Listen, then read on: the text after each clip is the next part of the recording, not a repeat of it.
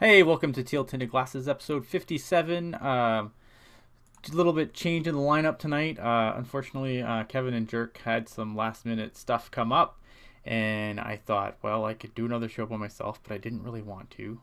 So I kind of put the call out, put the TTG symbol in the air, and said, "All right, who wants to come on?" And Alex Martinet decided that he would come on the show tonight. So I appreciate you coming on, Alex. How are you doing tonight? Pretty good, pretty good. No problem jumping on. Awesome. Yeah, so we're here. Got a whole bunch to talk about. Obviously, Sharks are 5 games into the regular season now. Obviously, we've got a little bit of a grasp of, things that are being worked on, things that are working, things that aren't working. I mean, it's still 5 games in. I don't think you want to get too crazy, although this is probably the easiest hot takey time of the year, which is kind of fun. I mean, just hot takery everywhere this time of year. Apparently, Morgan Riley's now Nick Lidstrom. I guess that makes Austin Matthews Wayne Gretzky, and then John Tavares would be Mario Lemieux, right? At this point, yeah, I've heard the Toronto Maple Leafs are the Warriors of the NBA, There you which go. speaking of the Warriors, they are playing at the SAP Center, and it does look really odd on TV. Yeah, that would be weird because the Shark Tank is definitely built for hockey first, so that'd be a weird. That'd be weird, yeah. I mean, it's not the first time they've played there, but it just doesn't feel right. Yeah, no, get out of our building. What are you doing? Are there more people there for the Warriors than the Sharks? Because that'd make me sad. I'm going to say yes because the Lakers are there, and Oh, yeah. why? This guys, come on. This isn't right. We need to get people back in the tank for Sharks games. The Warriors cannot draw more people to the damn arena than the Sharks. That's not fair. I mean, I understand that. Obviously, the Lakers being there, that's you got LeBron there too, I guess. So, all right, all right. Yeah. Yeah. So I mean, okay. So let's get down to business here. Obviously, the Sharks 5 games into the season, and we can get back to kicking around the Maple Leafs later because there's definitely some stuff I want to talk about there. But obviously, we're 5 games in. What are they? 5, 6 games in now? Or 5 games in, right? They're what is it, 2-3? Yeah, 2 and 3. So Yeah, 2 and 3. Obviously, the last game, a little bit of a kick in the junk. I don't know. Like, what concerns you most about this team right now? I mean, first and foremost, it's just the chemistry. The chemistry is just not there on the defensive side. We've seen it more, surprisingly, more on the forward side. Mm-hmm. Um, breaking up Vlasic and Braun, I thought was a really bad move because you at least you have one line that has chemistry, and so you just deal with potentially putting Ryan and Carlson together. But that's what I thought they were going to do. Mm-hmm. But right now, it just seems like the chemistry matchups and what they're gonna do next is just not there right now. Yeah, I think that's fair. I mean, I think Vlasic and Carlson make sense from the perspective of like you only have so much ice time to go around, and if you put Carlson with Joakim Ryan, I mean, Joakim Ryan is generally the first guy that gets sat down. Like when Peter Board doesn't decides things are going wrong, like Joakim Ryan's the first guy to come out of the lineup, unfortunately, because I think Joakim Ryan does a good job.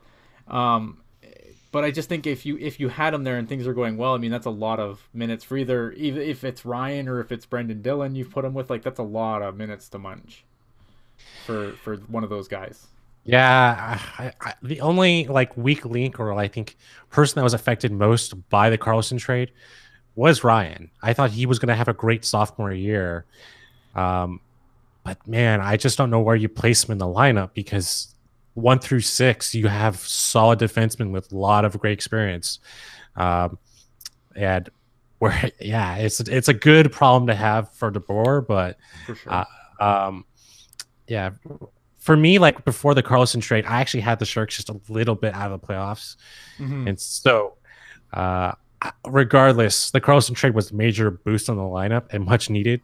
Yeah. Uh, but uh, you have to think now with the Carlson trade, 5 games in, it still looks pretty decent for the Sharks. Yeah, I mean they're doing well. Like they're doing a lot of the right things. It just like there's just a little brain farts here and there that kind of do them in. I mean, obviously, Brent Burns needs to tighten up his defensive game. We've seen him be able to tighten up his defensive game. It's not like this is like he's never been able to do it. And it's frustrating because I feel like with Burns, it's just small adjustments here and there, and he would be a lot more defensively sound. It's like a little less wandering out of position.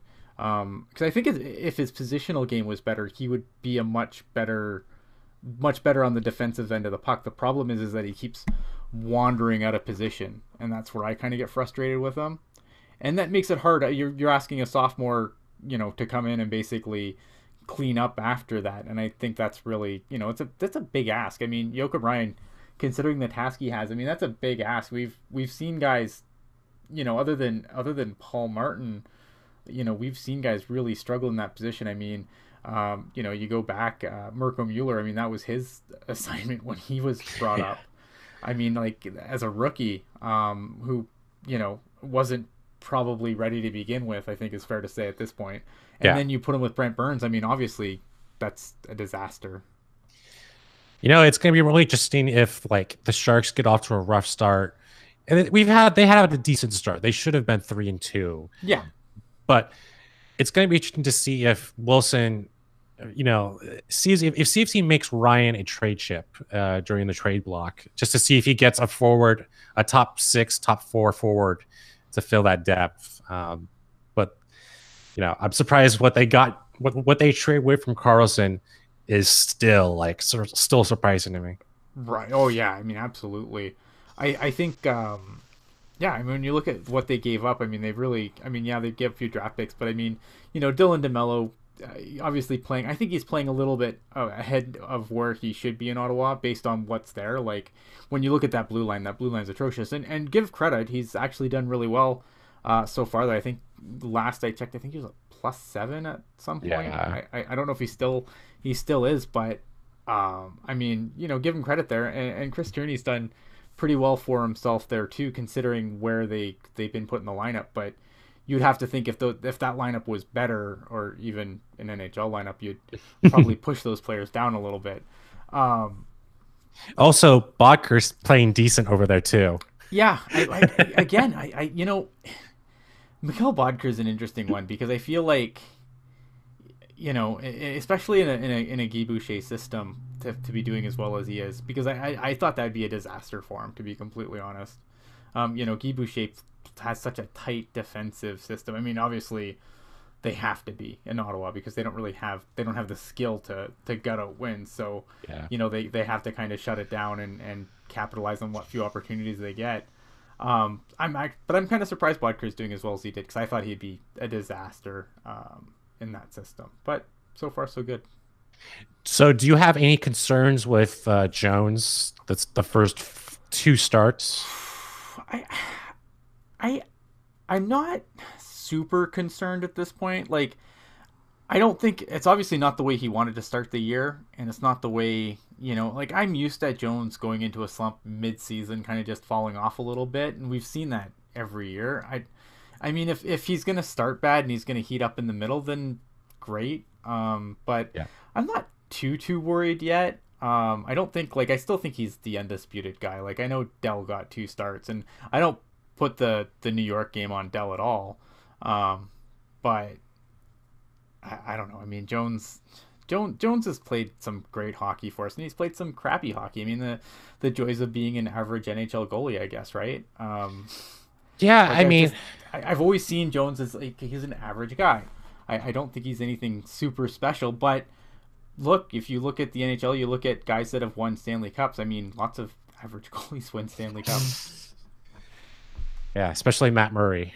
Well, yeah, but I mean, and that's just one. I mean, Corey Crawford, you could make an argument for eliteness when he's healthy, but I mean, you look at some of these so-called, the best goalies in the league, that have been, just like the big guys, like, obviously Ben Bishop's a little past his best before date, but for a long time he was one of the best goalies in the league. No cup. Carey Price, no cup. Henry Glovquist, no cup. Like, you don't need to be, you don't need to have an elite goalie to win a cup. I see the anti-Niemi in the chat. I see it. I'm not going to respond to it. I didn't want to do that to you. But no, like I think Dell's played pretty well the first two starts, but again, I'm surprised he got the start against the Flyers because I thought the Right. Flyers were going to be pretty decent. And that 8-2 win was came out of really nowhere. I know they kind of blew it against Buffalo, but I was kind of surprised Dell didn't start against Buffalo, or Dell Hmm. started Buffalo and Jones starts Flyers. But Yeah, it is what it is. I don't know. I'm not. I am cautiously. I'm just. I don't know if I'm concerned. I don't know if I'm optimistic. I'm just kind of cautiously watching for yeah, Jones at this point. I'm not. I don't know. It's too early to really. I think Jones is going to bounce back. I think that's the important thing. I think Jones will bounce back. Jones has bounced back before. We've seen him go into little funks here and there, but generally he's been good enough for the Sharks, and I think that Aaron Dell, I thought he had a couple of good games, but even last year when they started Dell against some of the, Dell had that crazy save percentage and goals against average in the middle of the season, and then they started giving him more difficult starts, and those numbers got obliterated pretty quickly. So, I mean, Jones is your guy. yeah. He started mostly Arizona games, like that was, and luckily enough, when Jones got injured, they had a pretty easy stretch. Right. I know there was a Pittsburgh Penguins game once, but even Pittsburgh was still going through a tough time with injuries at that moment. So I'm really not too sure what his potential is. Is he just a solid backup, and that's all he's really going to be, or I yeah, mean, at the numbers, based on the numbers, based on his age, I mean, that's pretty much where I have him at this point for Aaron Dell. Unless he has like some Tim Thomas like just streak of eliteness for a year and a half and then disappears, built a bunker. yeah, yeah? I mean, you're absolutely right. Also, Tim Thomas had Chara, so That's true. Yeah, yeah. But yeah, I mean, like, there are, but I mean, those guys are like the Dwayne Rollinsons, that's the exception to the rule generally, not. So I mean, at this point, I feel like Dell's he's a backup, and that's fine. I mean, there's nothing wrong with that. It's it's good work if you can get it, and he's pretty solidly got it. Um, do you have any concerns with the forward depth for the Sharks, or the only concern I have on the forward depth is I really like the anti Swimella line, but man, that guy's got to win some draws. yeah, he's not Hurdle where he can actually play center. Yeah. I think he's definitely a left wing or right wing forward. But man, Somella, he's had a fantastic start the past. Yep. Yeah, His face-offs, his percentage is the only thing I really have a gripe with. I think it's sub 40% right now, and that's and look it's a different game in North America. I don't think face-offs are so much a different game, but um, you know, there you have less ice to work with, so I don't know if it's just an issue of maybe not figuring out where he wants to put the puck or what it is, but if he can improve his faceoffs, I think he'd be good. Like I feel like Swimella is good enough that if Chris Tierney was still here, Swimella might have pushed him down. yeah, I could totally see that happening. But other than that, like I don't really have any issues because I feel like I mean this is what the Sharks, I've said this on multiple shows now, but this is what the Sharks are going to have to do going forward when you have all these guys locked up to big long-term deals is you're going to have to backfill on the cheap. So it's good to see guys like Sorensen. Obviously, Sorensen last night I thought looked great. Barclay Goodrow's been a nice surprise, I think, as the center. I don't think that was the plan coming into the season was for him to play center. I just don't think anyone like Rourke Chartier, I don't think played well enough to steal that job out of camp, and Gambrell clearly didn't either. So I think they went with they knew that Goodrow could play Goodrow could play center if he needed to. But I don't mind a Melker Carlson on the fourth line. I'm fine with that. So I don't really have any issues with the forward core. I think it's chemistry issues that need to get worked out and will get worked out. I really like, I think for a guy who gets a lot of flack, Evander Kane's only leading the team in goals. And everyone was like, oh no, he's on the third line. What a waste of money. Well, if he's scoring goals, I don't care if he's on the third line or first line. Like, as long as he's putting the puck in the net, then he's worth every penny. No, I'm really surprised. I was really worried about Kane taking a year off, you know, Hmm. getting the big contracts, being away from Buffalo, but it looks like he's really here to like win. I wasn't too sure about Kane's personality, but this guy's a real team player at the moment. Yeah, I Um, mean, you're in the first. You're in an opportunity to actually win something. Like like this team. This team's gonna go. He played his first. I think he's been in the league probably about a decade almost, and he just played his first playoff round last year. yeah. That's Um, motivating. he didn't really play too well against the Ducks, I believe, but yeah, Yeah, yeah. but I mean, like he's been good though. I mean, like yeah, he does some dumb things every once in a while, and I kind of like the fact that he's an agitating guy to play against because for far too long, like I'm not a big oh you need goons in the lineup and everything guy, but you definitely need a guy that's gonna go and you know if someone gets in your guy's face or takes liberties with one of your guys, you want a guy that's gonna do the same without being Rafi Torres, right? And I feel like Evander Kane does that really well, and Timo Meyer does that really well too. Timo Meyer's another guy who generally if you go and take liberties on a guy, Timo Meyer's gonna come find you and hit you back. And again, they're not like Evander Kane's a little more quick to drop the gloves, I think, but and which is fine. I have no problem with fighting as long as it's kind of like in the organic flow of the game. Like I don't like staged fights or you know guys getting sent out to go and drop the gloves off a face off or whatever just to send a message or that other cliche crap. In the chat, he's our Corey Perry, as annoying a player to play against, but glad we have him. Absolutely, yeah, no, exactly. Like Yeah. that's a great analogy because I think if I wasn't a Shark fan and I was on the other side of the fence, I think yeah, like that would be. I think Corey Perry is a great analogy for Kane as far as what do you think? Like for what I would think of him if he wasn't on.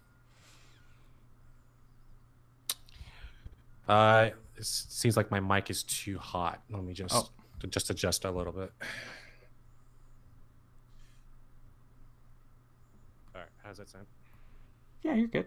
I think you're good. I don't know. Let's ask the chat. Chat, what do you think? This is your 2 minute window to ask us anything.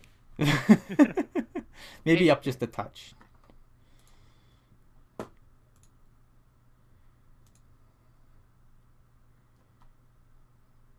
I'm already talking. All right, there you go. Too low now. Well, what do you want? Do you want too high or too low? Yeah, we don't do in between. We turn it up to 11 or we turn it to 1. All right. What are you least concerned about so far um, in the season so far? Like what thing that's happening that maybe people are getting their arms up about that you would be like, hey, chill out. It's not really about the Sharks. It's more or less people criticizing the Vegas Golden Knights being 1-4. Or Oh, yeah, the Imagine Dragons curse. yeah. So very much I know that the Knights are going to be the top one of the top 3 spots. Uh, yeah, like I'm really happy as I criticize the chemistry of the defensive pair. Yeah, The defensive lineups 1 through 6, even 1 through 8, possibly is still one of the best in the league. right. Like you can go through the Pacific Division, even on the East Coast. We have probably the best 1 through 6 lineup. Um, the the main question is that is our forward depth going to push the puck up enough to make a difference? Are we going to actually screen the goalie halfway through the season or all the way through the season, not just when we feel like it? Very much, it's a consistent factor since we're 2 and 3 hasn't really Hmm. been there so far. Yeah, I think kind of for me, it kind of goes back to Jones, right? Like I feel like with Jones again, I'm not super concerned. Like I know that Jones is gonna, he'll have a couple of stinkers and maybe he's gotten his stinkers out of the way hopefully, and then he's gonna rip off, 8 games where he gives up 2 or less goals, Yeah. and it'll be this the end of that whole Jones discussion right now. I think obviously it's early, and obviously with Erik Karlsson coming on, I mean expectations were high, and as well they should be. Expectations should be sky high for this team. So I can understand people getting antsy that they're not meeting those expectations early, but Erik Karlsson, I mean, for me, Erik Karlsson has been great. Like I don't have any issues with Erik Karlsson's game at all. I know I've seen some complaints, and I know Morocco also bring it up, like, Erik Karlsson not having goal, but Erik Karlsson's always been, his passing and his setting up lanes is what his bread and butter's always been. Yeah, he can score the occasional goal here and there, but it's not like Erik Karlsson was this 50 goal scorer before he came to the Sharks. No, yeah. It's kind of interesting that, like, if you watch the first game or even like the third game, the first game after Joe Thornton, didn't play, got later diagnosed with an injury. Yeah. It seems like Karlsson had more ice to work with because there was more speed on the ice. Especially the power play looked a lot better. Buffalo, Flyers, like, you could see the impact on the ice. And I'm really debating, like, if Thornton even does come back, like, is that a good thing? It's funny because it's funny you bring that up, because obviously, like, Joe Thornton being injured, like, obviously I think Joe Thornton, I think there's a concern there too, because obviously, everyone penciled in this top line of him, Pavs, and Kane, and thought that was just gonna kind of steamroll things, and it didn't really happen. They didn't really have much chemistry in the preseason, and then they didn't really, it didn't really happen in the regular season to the point where, Kane got moved down to the that third line. But yeah, I mean, Joe Thornton, it's hard because, like, I'm such a Joe Thornton mark. Like, I make no pretend about it. Like, I love Joe Thornton, but it is concerning that, the Sharks have looked better in his absence than they did when he was in the lineup, and that's a little bit scary for me. And again, you look at Joe Thornton missed a bunch of time. I mean, really, the last 2 seasons, like, he's rehabbed 2 knee injuries. I think the scary thing with Joe Thornton now is that, obviously, with this knee thing, the infection, obviously we hope the antibiotics clean that up. It could, I mean, I don't think I know some people made reference to Raffi Torres right away, and I know that got a lot of people's backs up. How dare you how dare you compare Joe Thornton to Raffi Torres? They're totally not the same. Well, a knee's a knee. And it doesn't matter how much will there is to play. Like, if your knee just stops working, your knee stops working. Yeah. I think, I think we should be concerned about the infection. Obviously, infection is kind of, if it can be cleaned up by antibiotics, it's the best case scenario. Now, provided they don't have to, like, open it up and, like, doing, like, an antibiotic bath or something, that would be obviously problematic. But I mean, obviously, worst case scenario would have been, like, another, like, physical structurally damaged, because then I think at that point, where if you had to, like, repair the knee again, I mean, at that point, I think he's gonna be, he'd be hard pressed to really debate whether it's time to hang them up or not. So I mean, I don't want to see Joe Thornton go out like this. Obviously, so I'm hoping for the best, and I hope that he comes back, and I hope that he figures out the chemistry, hit some chemistry with the team. I think there was, the start of some, and it's just unfortunate that he got injured so early before he could really build chemistry, because I really don't want him to come back in November, December, and then, the team's doing well, and then the team nosedives again. Yeah, and especially DeBoer loves playing veterans over rookies or less experienced players. So someone like Goodrow is probably going to get kicked off, or even Somalia is probably going to get kicked off for Thorin. And it'll be Charche. Charche will go back to the Charche. It probably would too, but yeah. I guess, like, the player I'm most surprised about is LeBanc, but it's not really about his passing ability. It's more of his shooting ability.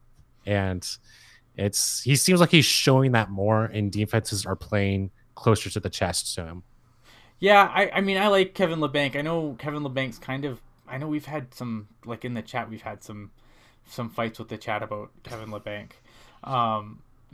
well, recording the show previously, I really like. I mean, I think that if you look at, I think where he's, you know, I do give Peter DeBoer a lot of grief, but I gotta give him credit. I mean, you know, where he's been deploying Kevin LeBanc, especially like on the special teams, really, I mean, he's made that the special team, especially the power play unit that he's on, like it's awesome. Like they move the puck well. He moves the puck well. He's so good at moving the puck. But yeah, I mean he does have a shot, and it's nice to see him using it as well. But you know, I don't want to see him drift too far from that playmaking, because that playmaking is his bread and butter, and it's always has been. Even in junior when he was in Barrie, same thing.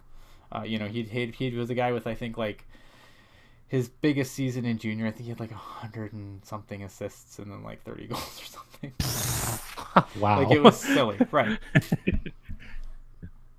Yeah, it's gonna be interesting what they do with the Couture line. Like, Mm-hmm. are they gonna try to keep that line together throughout the entire season, or is Hurdle, who we don't really know too much about, is he injured? Is he? It seems like the Sharks are playing a little bit too close to the chest with that one. I like, see, I like that combination. Like I like the Couture Hurdle pair. Like it seems like Peter DeBoer really likes his pairs, right? And then he kind of just works. You know, when he throws in the blender, he generally keeps his pairs together, but then like slots in the, you know, different third people. I like Couture and Hurdle together. I think that there's great chemistry there, and that's the, I mean that's the future. Like once, you know, we don't know what's going to happen with Pavelski beyond this season. We don't know what's happening with Joe Thornton beyond this season. I mean, that could be your future top line. You know, Couture, Hurdle, blank. Yeah, And I don't have a problem with that. yeah, I don't too. I think this is obviously going to be Thornton's last season. It should be his last season, unless he comes back. And I don't think the Sharks should invest in him next year if he do. But yeah, it's going to be tough though. Yeah. Yeah, I mean, in the chat, they're saying, you know, obviously they need to shoot more and pass left. It's hard, though, because a lot of the shots that they're taking, though, are they're taking, you know, like, if you look back at a lot of these games, yeah, they're putting, you know, I think 30 pucks on net every night. But if, you know, if 20 of those shots are from the blue line with no one in front of the goalie, I mean, that's just as bad as overpassing, because an NHL goalie's going to stop that. If you can't get a tip on it, if you can't get in the goalie's eyes, they're going to stop it. An NHL goalie's going to stop that every time. Unless you're Toscala, who's gone now. Then you can shoot from the other goal line. So, like, what has been your biggest surprise, I guess, besides Somalia? Biggest surprise. I think Charche probably is my biggest surprise. The way he came into camp, I didn't know what to expect of him because of his concussion issues. So I think Rourke Charche is probably one of my biggest surprises, that he was able to make the team out of camp over Gambrell, who I really thought was going to be penciled in there. Other than that, I don't know. I think Rourke Charche is kind of this is the thing. And I actually, you know what? Another thing is how good Braun and Dylan are together, because I wasn't sure about that pair, and I like it. Yeah. You know, I'm not really too worried about the chemistry. I know it's going to be there by hopefully April. But man, that pairing has been it's been the most consistent defensive pairing out of the three so far. Yeah. Yeah, I think this. So I think that's where I'm surprised by. But I mean, there's only so much where you have 5 games, right? And it's like, again, it's so easy to like hot take your way into oblivion right now, because there's only 5 games. You have such a small sample size of games to work on. For some teams, they've only played 3. I think the Oilers only played 2 so far because they were in Europe. Yeah. You know, so it's like there's I think 3 teams that have played 5 games: us, the Leafs, and the Golden Knights. And so it's hard to, you know, you don't want to like obviously we have to, because we do a podcast and, you know, we come on and we have to say something, but it's really easy right now to say something that in a month I might listen back and go, oh wow, why did I say that? I'm such an idiot. It's part of the business. It is part of the business. Moving on from the Sharks here, Austin Watson Nashville Predator got suspended for his off-ice domestic assault thing. He got 27 games. It was reduced to 18 games by an arbitrator. The league is disappointed by the results, obviously. Yeah. What's your take on this? Before I rant, because I'm ranting hard. For the most part, I haven't seen the video or I haven't really read up the news article, but I'm glad the NHL is actually levying a decent amount of a punishment. This is actually, though, less than the hit from the Capitals player. I'm blanking on his name. Tom Wilson. Tom Wilson. So anytime you lay a hand on a woman, you should be definitely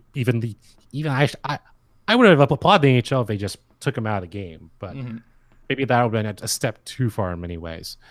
But man, this is still I find it interesting that Tom Wilson's punishment, even though I didn't even find it that bad, gets more than this. Well, he's a repeat offender though too, and that's going to get appealed too, and that's going to go to an arbitrator. So it'll be interesting to see what happens there. Yeah. My problem with this is okay. So here's my issue with this. I know a lot of people are angry that the union appealed it, but they have no choice. If the member wants to appeal a suspension or appeal some sort of disciplinary action, the union's job is to protect the membership. So, obviously I understand the union having to do it. I understand the distaste for people when the PA had to do it, but they have no choice. Like, this is a legal obligation. Like, if Austin Watson goes to the PA and they say, no, we're not going to appeal this for you, then he can sue them. Yeah. And it's, it's not, it's not optically great, but it is what it is. And I think that the union did what they had to do by legal obligation. And I think that's important. The real culprit here is the NHL, in my opinion. And here's why.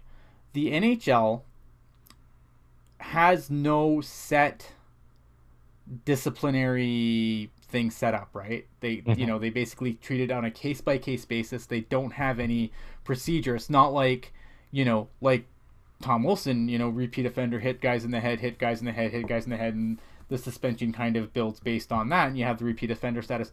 They don't have any real formal punishment set up for this. So they can be disappointed that the arbitrator overturned it. Unfortunately, because of the nature of the case, the arbitration ruling won't ever be made public. So we won't ever know why the arbitrator decided that, this should be reduced suspension. Unfortunately, that sucks for us, the fan. But the NHL, and the reason the NHL, in my opinion, and maybe I'm off base here, but here's my opinion on this. The reason the NHL doesn't have a set policy is because it's easy to suspend a guy like Austin Watson, third, fourth line guy. They don't have a set policy because they want to protect themselves from having to deal with a Patrick Kane. Yeah. Yeah, you're absolutely right. And very much, I think this is a better way to handle, domestic abuse, how to handle that in a spotlight without giving it too much attention towards that spotlight and issue. Right. When you look at like how NFL does it, it's automatic 4 games, but it still makes headlines. Yeah. And very much NFL's a beast. Anything the NFL does or anything it does makes headlines. It's always going to be page 1 compared to hockey where it's page 64. And it's important to note that the NFL players have a much weaker union than the NHL players do. Yes. And that's an important thing to bring up. And well, even if that is absolutely true, the NHL union still doesn't do enough for CT research. No. I mean, there's definitely places, but I mean, as far as like, the NFL being the bajillion-dollar company they are, I mean, if you look at, the NFL doesn't have guaranteed contracts. I mean, it's one of the weaker. They generally can't do much. They don't have a very strong union. This is the problem, but the NHL, going back to the NHL though, their issue is that, in my opinion, they don't want to put in a set procedure because then if it's a guy that puts butts in seats, then they don't want to have to be set to if this becomes, and obviously I'm not saying Sidney Crosby's gonna beat his girlfriend, wife, whatever, but they don't want to have this set procedure set where if it's Sidney Crosby, like they have the luxury now of being like, oh well, maybe we don't have enough facts or whatever. Whereas in a case of a lesser player, I feel like they can take more, they can really make a more showy suspension. And I think it's their, they can be disappointed by the fact that the arbitrator knocked down their suspension, but really they've done it to themselves, because they should have a set policy in place so that an arbitrator is going to look at that set policy and say, well, this is the set policy. This is, this is in the CBA. This is what you've agreed to. The suspension stands. Whereas the suspension for Watson, I mean, was basically handed down by Bettman personally, who has, it's in the CBA. He can suspend you for whatever. Yeah, I understand. It's just, you bring up Patrick Kane. Mm-hmm. He was later cleared from that. And by having such a set policy, you might be triggering a 4 or let's just say a 20-game suspension for someone who obviously didn't do that act. And, I totally understand. But at the same time, I think by not having such a set policy where you're always going to punish a player, right, you're able to just look at the facts just a little bit more. I think the difference here though too is also between Patrick Kane. I just use Patrick Kane as an example. The thing with Patrick Kane was, you're right. Like, I mean, Patrick Kane was never, convicted of any, nothing went to trial or anything like that. Whereas, Austin Watson pled no contest. He's on probation. I mean, obviously that makes things easier, but I feel like even still, like the reason they don't have a set policy is because, like, obviously it's look, I understand how murky this gets. I understand how, especially, we just saw this whole thing, and I don't want to super get into politics, but we saw this whole thing with the Supreme Court, Kavanaugh, and, how obviously, some allegations, you might never be able to prove. But at the same time, I feel like if they had a set policy that when someone does get, when someone goes into court and pleads no contest, well, then that should be enough to, trigger some sort of policy. I mean, it's a murky, messy, and it gets really intertangled really, really quickly. And I don't want to, obviously get into the too deep, like, I don't want to, get into too deep of when do you suspend or when do you not. But I think when you have a clear-cut case like this where, someone, they've pled guilty, they pled no contest, whatever, they're found guilty, then it should trigger something. Like, there should be a policy in place. Yeah. Do you want to talk about the CUDA? Yeah, let's talk about the CUDA. Let me talk about something much more lively than absolutely. Yes, let's change the topics. Have you watched any CUDA games? I haven't. Yeah, like, personally, I've had like a lot of, like, I'm currently entering at NBC, so I'm like, CUDA, I love the CUDA, but it's gonna be right below the Sharks. Yep. So, sorry. No, that's fine. But let me ask you: you're way more in depth with the CUDA than I am. How are they just doing? Great. So far, they look good. They've played 3 games. They've won 2. They lost 1 in overtime. The game they lost in overtime, I think they kind of let their foot off the wheel in the second period a little bit, and it kind of they just weren't as good in the second period as they should have been. But other than that, I mean, they're scoring goals. Gambrell was great in the one game he played down there before getting called up. He's scored, I think, 2 goals on his first 2 shots. His line was just buzzing. There's a lot of new faces on the Barracuda right now, so that's been interesting to see how they would all kind of mesh together. And so far, they've meshed together good. The thing that I think I've been impressed the most with the Barracuda, and the thing I've been most surprised about with the Barracuda, is the defense. Every year we kind of joke like, well, yeah, they've got the goaltending, they've got the forwards, but oh man, that defense is gonna be a train wreck. And so far, it really hasn't been. They've moved Nick DeSimone off of the top pair, which I think has helped him a lot, because I like Nick DeSimone a lot, but I think that he's just not a top pair guy. And there's nothing wrong with that. Like, I think that he might be a bottom 6 guy at best if he ever made the show. But, playing on the pairs that he is with the Barracuda, He's been moved. He's playing with Keaton Middleton now. Jacob Middleton's brother. Jacob Middleton's now playing with Kyle Wood, and the pair of Kevin Fitzgerald and Jeremy Watt's actually been really surprisingly good too. It's really it's the defense has actually been like it's been a point of like that. I'd say it's been a plus for them. The Bears all kind of have like their, I think the Wood Jacob Middleton line's a really good shutdown line. Fitzgerald and Waugh are just fun to watch because they skate all over the place, and they just throw pucks on the net from everywhere, and it's really like they're really fun to watch.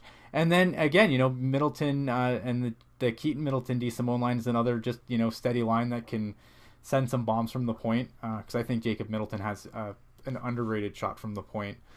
So the Barracuda's defense actually surprisingly has actually been really good so far, and I've been really impressed with it. I mean, even the game they lost in overtime, I think they lost by a goal. I think it was a 2-1 game. They've allowed 2 or less goals every game they've played. So yeah, I mean, you can't argue with the results on the defense. Antoine Bibeau's been really good as expected. Cornash played 1 game so far. Cornash played an excellent game. So there's a lot to like with the Barracuda right now, and I haven't even talked about the forwards yet, where you have some really interesting line combinations there. Francis Perron, who came over in the Erik Karlsson deal, was kind of a throw-in. He's 3-2 in the shootout, so that's right. It was a 3-2 shootout loss. That's right. I thought it was 2-1. Yes, to Bakersfield. Oh, can't remember his name. The coach. It doesn't matter. He was one of Todd McClellan's assistants on Jay Woodcroft's Barracudas, or Barracuda, Bakersfield Condors. Yeah. I guess is the CUDA more fast paced than last year? Because it seemed like they kind of changed things up in terms of tempo. Yeah, last year they didn't have a talented team. You had Balsers, and that was basically it. Like Balsers for Clarsons. Yeah, Balsers was he was kind of the engine on the team. There were some other players on the team that had okay seasons, like Alexander True, but I mean, a lot of the forward lines last year were more veteran-y journeymen more than decent offensive players. This Barracuda team is so much faster. The forward lines, there's a lot of talent. Like, you got a lot of new faces. They're the youngest team in the AHL, but there's a lot of talent on this team. A guy that I'm really liking right now is Maxim Letunov. He's this huge guy. He's like 6 million feet tall, and but he has he's considering his height, like what he can do with this stick, like the stick handling that he does, is insane. Like it's you would never expect a guy that big to be able to move the puck, especially like in close. The way he can do things with the puck like close to him is wild. He's got this wicked backhander. Jaden Halbigawaks has been really fun to watch. I think Radil's been good. Praplin's been really good. They've been, they're super fun to watch. There's a lot of talent on the team, despite the fact that they're the youngest team in the AHL. They've got some chemistry early on, and hopefully that continues building up. Hopefully, we get healthy and we see, Gambrell come back down, because I think Gambrell would benefit far more being on the CUDA, getting in regular minutes than sitting in the press box, obviously. Yeah, and playing 1 every 5 games. Yeah.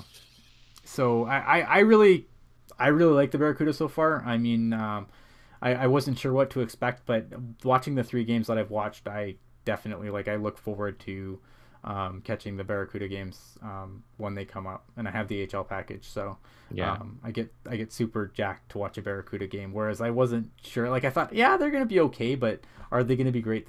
I think this team's gonna make a lot of waves in the AHL this year, and I think that they're gonna do pretty well. I don't know if they're gonna be, I don't know if they're a go all the way team, but they're a hell of a lot of fun to watch, and I think that they're going to be a force in the Pacific Division for sure. Who do you think is going to be next called up to the San Jose Sharks? Is there someone quite not this year, but maybe in 2 years from now or a year from now? I think I mean, if you want to look at this year, I think if if enough things go wrong or injury wise, which obviously you don't want, but I think Lucas Radil is a guy that could definitely see some time with the big club. He was one of the he was one of the last cuts from the team in training camp. I think, a couple of years down the road, I think you could see, you could definitely, I could see Maxim Litunov coming up at some point. I think he's really good. And I think his game's wild. And another guy that might, do a short, like there's guys like that are in junior right now. Like I think, like Chmielewski, for example, I think he might do like a short stint with the Barracuda and then he might grab a spot and never let it go. When he's done playing junior, he might be able to be one of those guys that just kind of goes there for 20 games or so, and then he never goes back. But there's definitely, I think Helbega Watts has some potential to be a guy that plays in the NHL sometime soon. But I think if you're looking at guys that could come up like really soon, I think it's Radil, Praplin. Praplin's an older guy, so he should, that's kind of where he should be. Yeah, it probably wouldn't be a defenseman since the Sharks are already dressing 7. Yeah, well, yeah, I think they've left Heed and Shimmick in the press box. I think that's a situation that needs to get worked out, in my opinion. They really need to decide what they're doing there, because I don't think I don't know. I don't think they're doing either of those guys any favors just leaving them in the press box forever. It's going to be really hard. Like you want to carry a 7th guy because of possible potential injuries or whatnot, but carrying 8 is just, I don't know, it's just dumb. If you're not going to try sending them to the Barracuda, trade, get some value for them, and then, kind of clean that up. Since he's already on the Sharks, would he have to pass waivers before he makes it back down to Cuda? Yeah, both Shimmick and Heed would both have to clear waivers, and that's why I feel like Shimmick would clear. Like, I feel like if they sent Shimmick down to the Barracuda, he would clear. Tim Heed, I'm not so sure. And I think that's the issue. I think Tim Heed's the guy they'd like to move, but they want to get something for him. Yeah. Because Tim Heed's a guy for me that, if you're, and again, that this is something I said 100 times, right? But Tim Heed's a guy for me that, there's a lot of teams in the league that could use a guy like Tim Heed on their power play that don't have that, that puck moving guy on the power play, or that shot from the point on the power play, that they could use it. And I feel like, someone give up something for that, you would think. Even if it's just a draft pick. Who cares? Take the draft pick. Hey, Ottawa, are you listening? We need you to do one more favor for us. Yeah. But there's a team. Like, there's a team I think that would, absolutely put in a waiver claim for him. And there's a few teams that I think would do so. I think Edmonton would probably take a quick look at Tim Heed, too. Especially with the way they've started. But look at their cap. I think they only have, 600,000? Tim Heed makes nothing. Yeah. He makes peanuts. Yeah. It's just that cap issue in Edmonton is going to prevent them from chasing practically anyone. Right. And that's why Tim Heed would be like a perfect guy for them, because Tim Heed, I think, is only 800,000 against the cap. And so you take a prospect or something like that. Or... Yeah. Especially if you can get him for nothing on waivers, I think you'd be... you'd be all over that, which is why I think the Sharks don't want to do it. But if you look at how they started in Edmonton, they're already talking about guys on the, being on the hot seat there. And they've only played 2 games, but how can you, now you're looking at how many prime years of Connor McDavid are you going to waste? All of them potentially. Yeah. Well, at this rate, yeah. It's and that's the worst part. Like, I kind of feel bad for Edmonton fans right now, because they kind of got that little, that little taste of the playoffs after all that time. And what are you going to do now? You're going to, Chiarelli's already done so much damage to that cap structure and the way it is. You bring another guy in, what are they going to do? Tear it back down again? And then you have the situation with Cam Talbot, who I still think is a decent goalie, but not the value that they're placing him in at. I think he's, $7 million a year, $8 million a year. Something. What is Cam Talbot? That's a fantastic question. I'm gonna find out because I'm curious. I don't think it's that high, is it? I think so. I think it's about 6 or 7. Okay, we're gonna find out. Cam Talbot is no, he's only 4.1, but even still, that's a lot of money. It's still. I Yeah. mean, their problem is, you know, there are a lot of their like their you know what their problem is it's the Lucic It's the contract. Lucic. The Lucic contract, and they probably overpaid Leon Draisaitl. And if I'm the Leafs, I'm swearing at them because that's where you're having the problem with Nylander is that he's like, well, Leon Draisaitl, why can't I have Leon Draisaitl money? And what makes it worse for Oilers fans is that you essentially, when you made the Lucic deal, you traded Taylor Hall, who had like a couple of years still under contract. Yep. Yeah, I mean, you traded Taylor Hall. I mean, obviously you had to shore up the defense, but is straight up for Adam Larson. That's a brutal trade. Yeah, it's might go down as one of the worst trades of all time. It's up there. Um, It's absolutely up there. I mean, I'm saying that now, but I'm looking at the Montreal, Drew Weber for Patrick Subban, or like that one's Weber. Shea Weber. Yeah, it's almost just as bad. It's pretty terrible. It is terrible. I mean, and it's funny because like, you look at again like you just take Connor McDavid, like you're gonna waste the best years of this guy's career. And he can't, like, it's not the NBA. Like, Connor McDavid can't do it alone. Like, he's going to probably score well over 100 points again. And, again, it's easy to be super hot takey right now because it's, they've only played 2 games. But I feel like just from what I've seen so far, we've seen this before. This team doesn't look any different than it did last year at the start. I had them at best finishing 9th, but that was like, if Cam Talbot came back and played decent, if that was Lucic, he came back and played as a second stringer. But like, these are all bad contracts on bad years. Yep. Yeah. So, Connor McDavid's going to be the Aaron Rodgers of the NHL. He's not wrong. But Aaron Rodgers won a Super Bowl. He did win a Super Bowl. Who would be a better quarterback comparison? Phillip Rivers? See, I don't know football. Yeah. I'm a hockey guy. I don't know anything. I hate my life when I lose my status on planes. Oh, man. Yes. I mean, I don't know. I mean, anything else around the league that you've found interesting so far? I guess I'm still kind of surprised about the Predators. I thought they would have been more consistent. I had them 1 or 2 in the West because you could let team. It's still stacked with NHL players who are still in the middle of the prime. But what they do with Pekka Rinne is going to be very interesting because his first couple of games haven't been the best so far. No, but I mean they have UC Saros waiting in the wings. I'm a big UC Saros guy. I do like him too, but this team right now is trying to win a championship. Yep.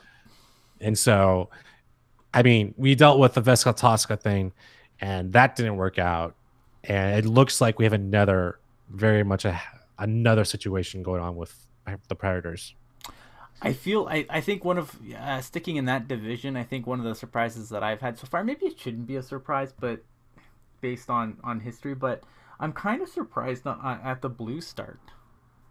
I mean, I think they won the offseason before Doug Wilson won the offseason. Right. They made a ton of great signings, all pretty decent too. So there's a lot of good talent there. The thing is though, the problem is of course is that Jake Allen is kind of not good. Like it's and that I can't even imagine how frustrated I would be if I was the Blues GM right now because like after everything you did, because I agree, man, they had a great summer. They brought in Ryan O'Reilly, who I think Ryan O'Reilly's so underrated as far as players go. I know people got on him because he lost his smile in Buffalo and blah, but I think as far as as player goes, like he's great. Yeah, I don't know what was the deal with the Riley trade from Buffalo. It was a 2nd round draft pick. Yeah, I don't remember the details off the top of my head.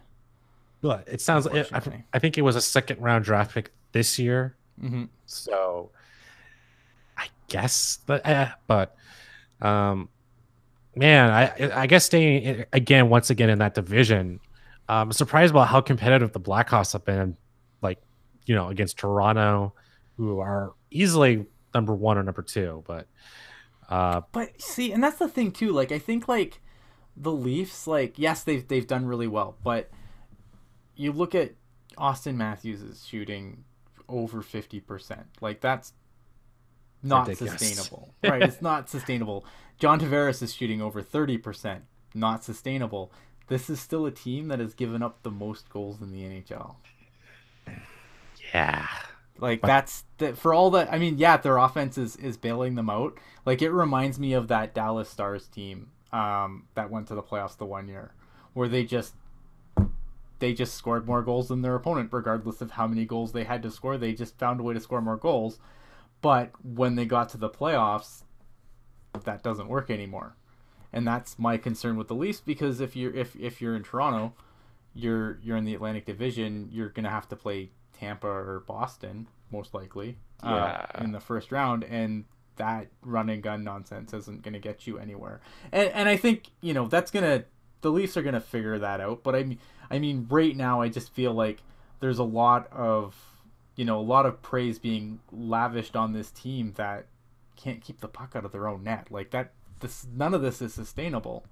If they can't sort this out, they're gonna be in trouble.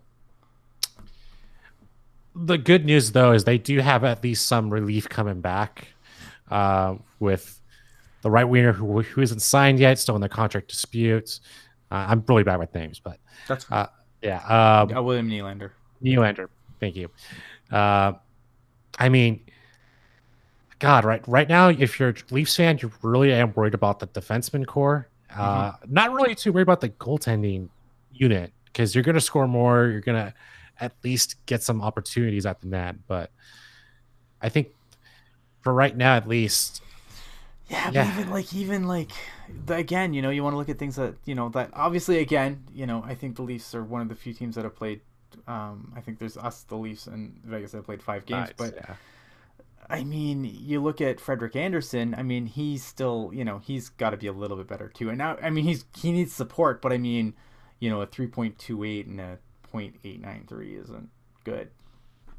Yeah, you're absolutely right. I have him on fantasy, so I've been dealing with that stat line. Yeah, it's just not good. I mean, and again, but I mean, at least the wins are there, right? But I mean, again, like there's just things that are going on with this team, and I don't want to turn this into a Leafs podcast, but I think they're just one of the more interesting things going on in the league right now. Um, but I just none of this is sustainable. That's the thing that I keep coming back to. And yeah, once they get Nylander back, that's gonna help obviously. Or if I don't foresee them moving Nylander. Like I really think they're gonna figure this thing with Nylander out. But yeah, I mean they gotta So, figure out that decor. so do you want to look at the standings and just like kind of project who's going to Sure. be still standing by March? All right. Yeah, Who's still standing by March? Let's find out. I gotta restart my things because I was looking at. yeah. I All still right. got stuff. So Carolina is an interesting one. I like the talent, but I don't like the head coach. Yeah, I don't know, but I mean, this is a team, and this is funny because this is a team that's always like kind of gets like, they're like the Carolina Hurricanes are a team that's kind of like the argument against advanced stats Yeah, because they always have like just ridiculous possession numbers, and they just can't seem to convert that into wins. And right now, again, like their possession numbers, I think them like the Sharks in Carolina, I think have some of the best possession numbers in the league right now. Carolina's turning it into wins. The Sharks, not so much. Um, but this is a team that I kind of there's two teams. The Carolina Hurricanes and the Arizona Coyotes are kind of like my little dark horse sweethearts every year. And I said, no, I'm not doing that this year. And it looks like Carolina, I jumped off on the wrong year. I could see Carolina. I think like the Metro is not going to be the way it is for too long. Like I think Pittsburgh's too good to be this bad, right? Just like the Sharks are too good to be this. As far as results go, they're too good to be this bad. I think Pittsburgh's very much in that same vein. So obviously, I think they're going to come around. You don't want to count out New Jersey. It's the Metro is an interesting division because other Yeah. than the Rangers and maybe the Islanders, I think the Islanders are playing a little over their head right now. Other than the Ranger and the Islanders, like I could make an argument for why every other team could be in the playoffs this year. Yeah, I have to agree with you. Like, even though I think losing to Tavares was huge, there's still a lot of talent on the Islanders. Yeah, Andrew Lee, like he's still criminally underrated, but but the compare, gold, like I don't like. Yeah, I know Robin Leonard, looked like a Vesna nominee against us, but I just Robin Leonard, Thomas Greiss, like I can't see that being, with the other holes in that team. I look at that defense and I just feel like I look at the defense and I look at the goaltending. It's not going to be a recipe for success. yeah, like if you just take a look at the Eastern Conference, like the top teams all seem to be like forward focused, Mm-hmm. like Carolina, Columbus, Washington, Toronto. Maybe Boston's I more. think it's Carolina though. Carolina has one of the best. Like if you look at underrated blue lines in the league, I think Carolina's right up there. I think Jacob Slavin is a mini Vlasic. Um, like Slavin's really good, and now they got Dougie Hamilton. Like that's a Brett Pesci's another defenseman that I think flies under the radar. Like they've got a lot of good defensemen there too, in on the Hurricanes. Yeah, I mean, if you look at the way the Sharks are just doing things, like it seems like they're more defensive focused. Yeah, So if there's ever a point where we actually match up with the East in the playoffs, that might be an issue with speed, power play for sure. Yeah. Uh, what do you think about Colorado? Colorado's an interesting team, and I don't want to say too much about Colorado because the of the teams that I've kind of watched, I haven't really seen much of Colorado. I see that they have 6 points, and that's really exciting. I feel like this is a team that should have been better than it was for a while. Maybe their Yeah. defense isn't as great, but like again, they have the offense. Mikko Rantanen, of course, the guy that was taken after Timo Meyer, stupid points. He puts up stupid points, and he seems to be doing that again. There's so much talent on that team. It's just again, it's goaltending and defense that's kind of let them down. But so I'm not surprised that that they're doing as well as they are. I mean, I have to agree with you. I know they have a lot of talent, but trading away Duchesne has made that team infinitely better. And Colorado is going to be one of those teams where they're going to get maybe a first or top 3 pick this season. Not even fair. I know. That seems it's gonna get better. Like, is Colorado gonna run away with the Central Division? I don't think so. Like, I still think, again, like there's teams that it's early, so there's teams that aren't playing as good as they should be. Like, I think, St. Louis, as long as Jake Allen can kind of not be a 4 point whatever goalie, goals Yeah. against average, like, Jake Allen, if he can figure things out, not, he has moments of implosion, but and I don't think he's been completely the problem, but I just feel like St. Louis is going to be better than they are. I think Dallas is, I'm not surprised by what Dallas is doing. I think, and then there's Nashville sitting in second. I think Chicago is a bit of a mirage. They have the scoring, but they have Cam Ward in net. Until they get Crawford back, I don't have any faith in Cam Ward for any sustained. It sounds like Cam Ward's coming back probably, or Crawford's coming back in December. Yeah, I mean, and if Crawford come back, maybe this team is, maybe Chicago, maybe they surprise people, but I don't know. I don't see it. I just don't see it, especially with Cam Ward in it. Like, I just have no faith in Cam Ward at all. So who's getting Jack Hughes next year? Winnipeg should be better. I think St. Louis is going to be better. Minnesota's another team I don't know what to make of. I never know what to make of Minnesota because they're just the most basic team in the league. Like they're just there. They're they're an NHL hockey team. I think they're good enough for an 8 spot, like the last spot in the wild card, but Minnesota should have no spot or have no chance of getting that. They're just too slow. I think the injuries last year at the very end, many of those injuries are still probably not fully recovered, and that's hockey. but Yeah, um, you know, I could. there's just nothing special about this team. Like you look at you can look at a lot of other teams. You'd be like, oh, they're a bunch of jerks. Like you can look at the Ducks and they're a bunch of jerks, but they also have really good. They have a decent blue line, and they've got guys that like Raquel that can just score from anywhere. But you just look at Minnesota and you're like, they're a team. Yeah. Yeah. They're I mean, just a like, team. that's almost my same reaction for the Ducks. Like they've played pretty well, but losing potentially Getzloff pretty soon, and then you're losing Corey Perry. I'm sure I give the Ducks a lot of credit though because of the way they've played through injuries, and maybe some of it's addition by subtraction, right? Like you pull some guys that are injured out, and you give guys like Comtois and Sam Steele a chance to really show, and they've credit to them, they've ran with the ball. Um, so I'm a little surprised by their success, but then at the same time, you have these young guys that are playing for jobs coming in.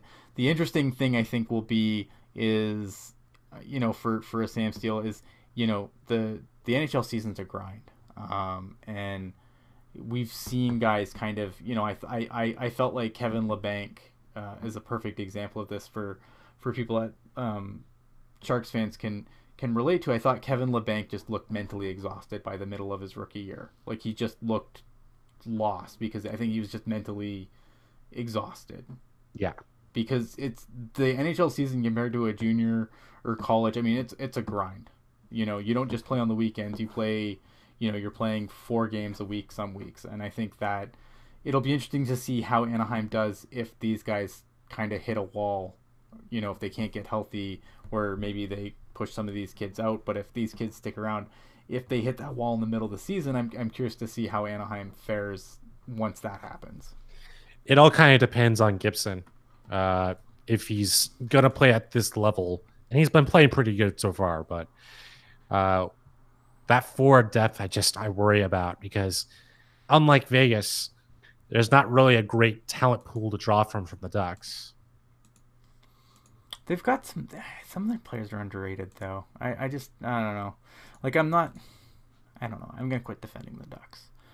I'm gonna do it too. Okay. The Kings. I think the Kings are. The Kings being where they are doesn't really surprise me. I kind of had them as like, I think the team that maybe people are maybe a little too down on. Because I think any team with Kopitar and Quick, although Quick's injured right now, and they have Jack Campbell playing, but considering those things considered, they don't surprise me. Calgary, I don't know what to make of Calgary yet, and they haven't really, like, from what I've watched, I still don't know what to make of Calgary. Like, I'm not ready to jump on board of this. This Calgary is a playoff team suddenly. I don't think the addition of James Neal was a big enough addition, and considering that I think last year was a lucky season, like just everything fell in the right place for him. He's kind of just cashing in on Calgary, but Calgary always does miss the playoffs. They make the playoffs the next year, so this might be the year where they have the talent. They have the talent, but I'm just not sure about Mike Smith as a goaltender.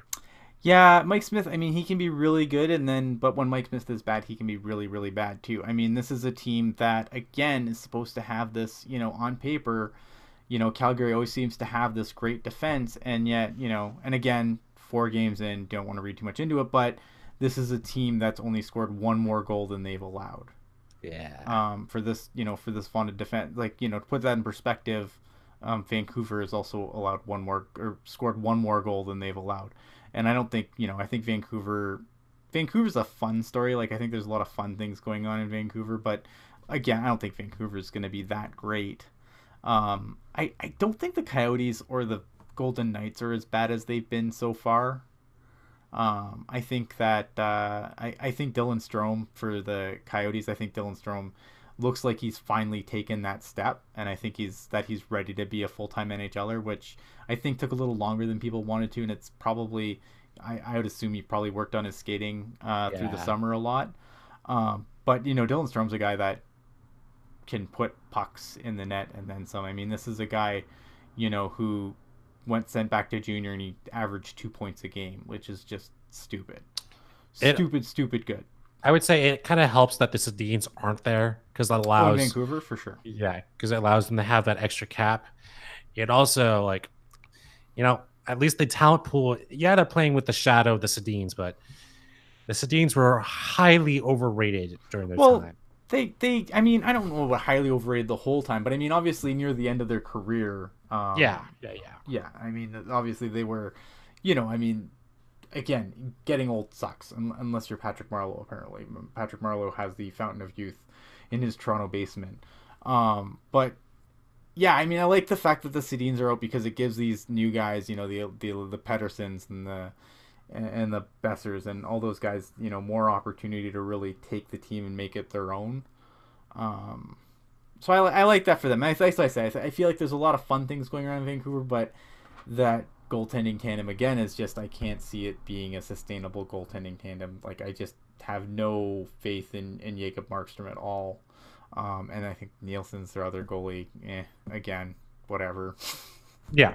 I like again Vegas. I think is better than they are. I think Vegas is going to turn it around, and I even in a month maybe I don't think Vegas is scraping the bottom of the Pacific Division. I still think there's enough players on that team. Like I think they're going to be better. I don't think they're going to be as good as they were last year because it's hard to beat a season where everyone has career years. Like they call them career years for a reason. Yeah. But I still don't think they're as bad as they are. I've watched maybe one or two games, and I think the forward depth is still there, but the goaltending consistency from Fleury, it just looks like he missed a step, and it looks like we might be returning to the old injury-prone Fleury that we've kind of accustomed to. Felix in the chat asking who's in the Calder race this year. I think Elias Pettersson on Vancouver's a big. He's probably I don't know if he's going to run away with it, but that is a name to watch. As far as other rookies, I haven't really looked honestly. Like I'm trying to think. Off the top of my head, I can't think of anyone other than Pettersson, who I think has had just a remarkable start to his young career. NHL rookies. Let me just look it up.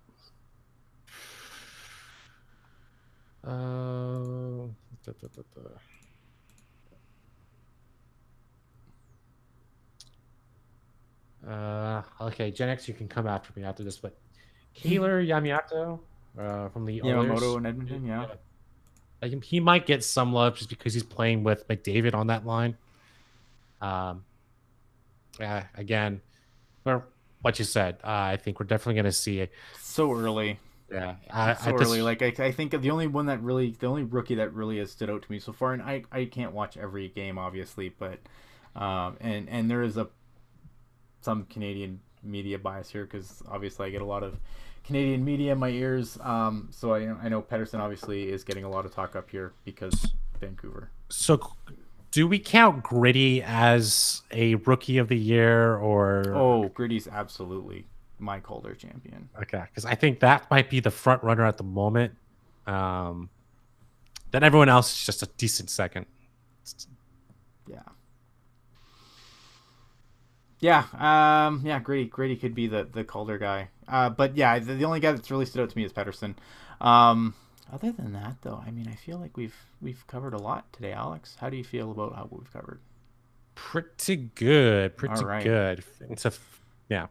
Yeah, we've been on. Does Shabbat still count? I don't know if Shabbat's Calder eligible, but yeah, if Shabbat is Calder eligible still, then yeah, Shabbat could absolutely be in the running.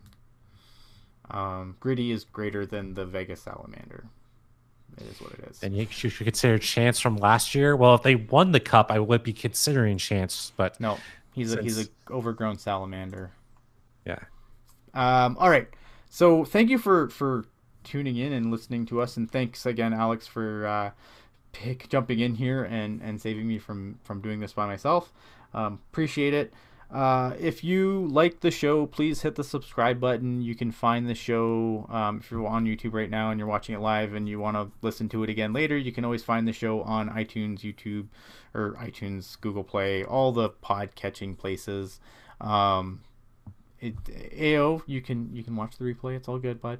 It's all good. You can watch the replay. You can listen to the replay. It's all good. Alex, any final thoughts, and let the people know where they can find you. Decent start to the season so far, only 5 games in, but currently Sharks are, I think, doing pretty well on the East Coast trip. I'm really actually kind of glad we got it out early. This is their 5th game or 4th game on the 6-game road trip, so good on that. And also, I think it's pretty much a good relief that Joe Thornton got injured, so we don't have to deal with. Wow. Yeah. Piping hot takes. Okay.